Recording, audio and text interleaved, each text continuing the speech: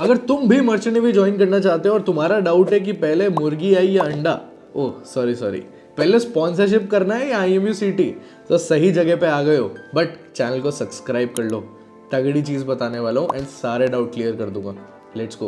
अब आप सोचोगे कि ये कंफ्यूजन एग्जिस्ट ही क्यों करता है? वेल, ऐसा इसलिए है क्योंकि यूट्यूब पे हजारों वीडियो है। कोई बोलता है IMUCT पहले देना पड़ता है, कोई बोलता है BSc BTech में तो ये जरूरत ही नहीं है, कोई बोलता है सिर्फ DNS पे होता है। बहुत ज़्यादा कन्फ्यूजन है। वेल, ढंग से बताता हूँ। स्पॉन्सरशिप बिल्कुल अलग चीज़ है। इसका मतलब है कि आपको स्पॉन्सरशिप मतलब जॉब की प्रॉपर गारंटी, एंड ये DNS में काम आता है। BSc में सिर्फ मर्स्क एंड V-शिप्स हैं जो आपको स्पॉन्सरशिप देती है इस पूरे कोर्स के लिए। तो स्पॉन्सरशिप का मतलब क्या है? Placement guarantee before doing the course. ठीक है, स्पॉन्सरशिप का एक प्रॉपर डेफिनेशन आपके स्क्रीन पे भी आ रहा है। And this is where BM wins and magic happens.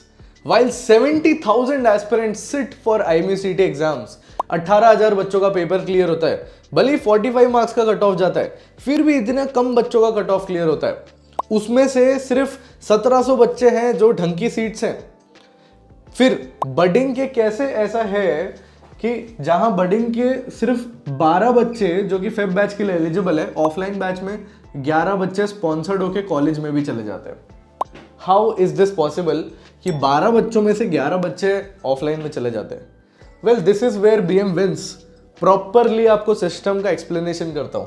Well, step 1, sponsorship preparation.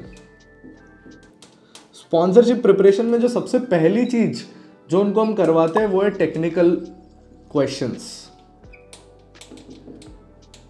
जैसे ही बडिंग मरीनर्स में बच्चा कोई भी एडमिशन लेता है, उसको टेक्निकल मॉड्यूल मिलती है। टेक्निकल मॉड्यूल में क्या होता है? स्पॉन्सरशिप मॉड्यूल भी उसको बोला जाता है। उस पर 650 टेक्निकल क्वेश्चंस होते हैं। उसके बाद साथ साथ उसको नॉन टेक्निकल क्वेश्चंस होते हैं। उसके साथ साथ उनकी मॉक इंटरव्यू की प्रैक्टिस होती है।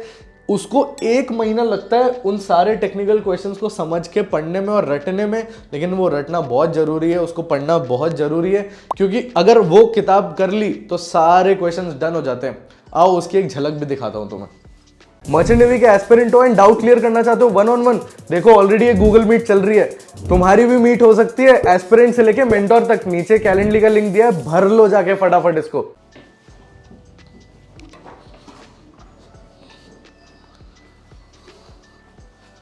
This is how the sponsorship module looks like. देखो, इस पे नॉन टेक्निकल क्वेश्चंस है, इस पे टेक्निकल क्वेश्चंस है, ज्योग्राफी है, शिप नॉलेज है, इंटरव्यू क्वेश्चंस है। ठीक है, proper tell me about yourself, tell me about your hobbies. ये प्रॉपर क्वेश्चंस के साथ साथ इसमें हिंट्स भी दी हुई है कि कैसे आंसर्स को लिखना है। ठीक है, क्या क्या आंसर्स को देना है, क्या क्या करना है। उसके साथ साथ प्रॉपर टेक्निकल क्वेश्चंस भी है। टेक्निकल क्वेश्चंस में 650 क्वेश्चंस है जो PCM से लेके इंग्लिश से लेके वाई डिड, सब कुछ है, लिटरली सब कुछ जो जो आपको पूछा जा सकता है। शिप स्पेसिफिक क्वेश्चंस भी है, इंपॉर्टेंट ब्रिज इक्विपमेंट क्वेश्चंस, सब कुछ। उसके बाद एक और बहुत इंपॉर्टेंट चीज, CV। ये इतनी इंपॉर्टेंट चीज है ना, आप किसी भी मर्चेंट नेवी इंटरव्यू में जाओगे तो आपको CV लेके जाना पड़ेगा। एंड इससे अच्छा CV कोई नहीं हो सकता। बस यहाँ पे एक फोटो मिसिंग है जो हम हर बच्चे का तगड़ी तरीके से करवाते हैं। And this is the first step to clear any merchant navy interview. Merchant navy का एक हार्श ट्रूथ बताऊं, हजारों बच्चे IMUCT में रैंक निकालते हैं। एग्जैक्ट नंबर बताऊं, 18,000 से ज़्यादा बच्चों की रैंक आई थी 2025 में। बट फिर भी ऐसा क्यों है कि 1700 बच्चे ही फाइनल लिस्ट में निकल पाते हैं? DNS में तो 700 के आसपास का नंबर है। 1000 जो बचा है वो BSc BTech का है। ऐसा क्यों है कि वो नंबर इतना कम है? Well, actual reality is something else. Step 2, for your luck. IMUCT आपके लिए बैकअप प्लस लेवरेज की तरह काम कर सकता है और एक तगड़ा बूस्टर की तरह भी काम कर सकता है। क्योंकि अगर आपके पास IMUCT की रैंक अच्छी आ गई तो ये जो 1700 जो लोग हैं ना, जिनको तगड़ा कॉलेज मिल जाता है, उनको IMUCT की रैंक बहुत ज्यादा हेल्प करती है। और जस्ट इन केस अगर आप स्पॉन्सर नहीं भी हो पाए या रैंक मतलब आपका कॉलेज नहीं भी मिल पाया, तो एटलीस्ट आप फेब बैच के लिए भी एलिजिबल हो गए। तो that is what we are preparing our students to be. But हमारे बच्चे इतने तगड़े होते हैं कि वो अगस्त बैच में ही निकल पाते हैं। That is the truth.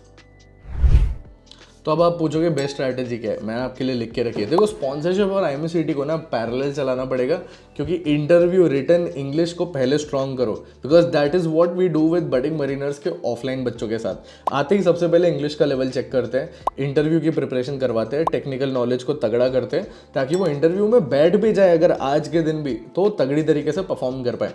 Fundamentals पे काम करते हैं PCM के, क्योंकि IMCT एक एग्जाम नहीं है, बैकअप का अपना एक तगड़ा सिस्टम समझो। क्योंकि अगर अगस्त बैच में नहीं भी निकल पाए तो भी अगर IMCT में रैंक आ गई तो आप फेब भी निकाल पाओगे। कट ऑफ इतनी ज़्यादा नहीं है, 45 के कट ऑफ में भी आप एक रैंक निकाल लोगे। तो अपने को मिनिमम 100 मार्क्स का एम लेके चलना है, ताकि अपनी 500 AIR तो आ जाए। तो क्या है, बडिंग मरीनर्स इसी वजह से इतना तगड़ा है, क्योंकि IMCT और स्पॉन्सरशिप दोनों को हम लेके चलते, तभी सिलेक्शंस तगड़ी तरीके से आ पाते। क्या करना है, नीचे गूगल फॉर्म दिया हुआ है, फटाफट जाके उसको भर लो। और बैच आ रहा है 15 जनवरी को, कॉल करो सीधा जो नीचे नंबर दिया हुआ है, एंड फॉर्म भरो एंड सब्सक्राइब करो। See you in the next video, bye bye.